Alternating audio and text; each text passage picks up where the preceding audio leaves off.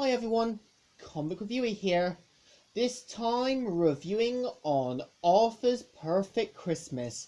Now, as you know, Arthur's Perfect Christmas was meant to be a Christmas special from the Canadian-American educational TV series Arthur that has been around since October the 7th, 1996. And keep in mind, was also a book series written and illustrated by Mac Brown.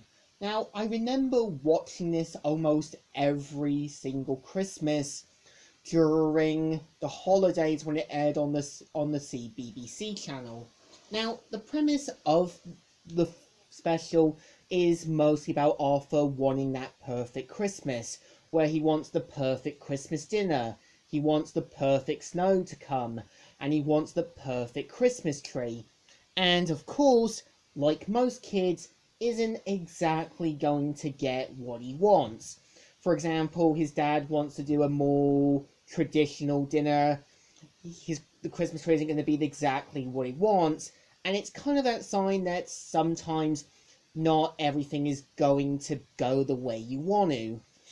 And throughout the movie, we see how Arthur basically tries to have that Christmas despite a few mishaps.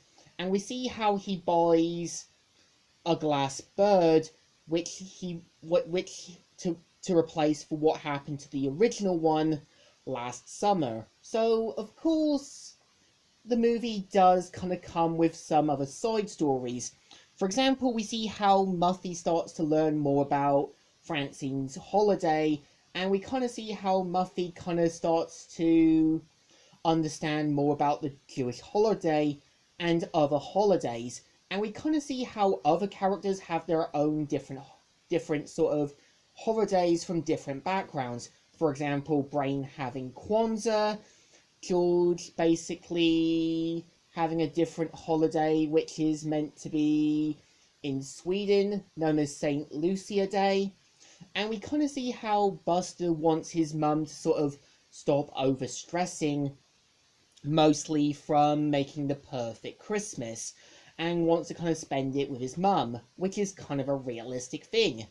And there is a gag where Binky's trying to volunteer to feed the homeless and tries to come up with different recipes, but of course keeps forgetting things in every recipe, which is kind of a more running gag, which does get a little old.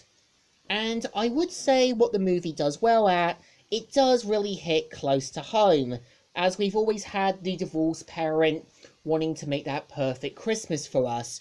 We've always, got the Christmas shopping done way early, and I think what's even funny is just how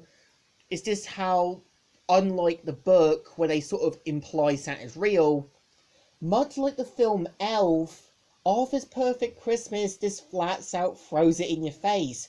So pretty much when Arthur's mum says there was just one toy that was all sold out, they just make it a dead giveaway. And for me, I just couldn't help but realize they just flat out made it like saying, sorry kids, this is realistic. Which I do give them some credit for, but at the same time, it's trying to be a bit realistic.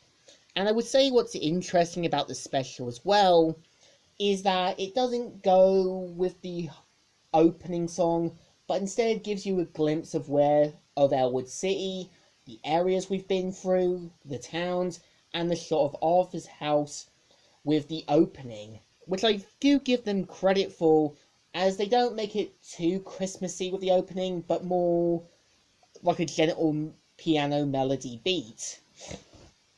And I would say the movie does have an important message that sometimes in life you're not always going to get what you want for Christmas, but it's always best to give than to receive. And we see how Arthur kind of appreciates what he didn't get in the end, but did sort of get almost at the end. We see how DW learns about appreciation what she has despite her mum doing the Christmas shopping quite late.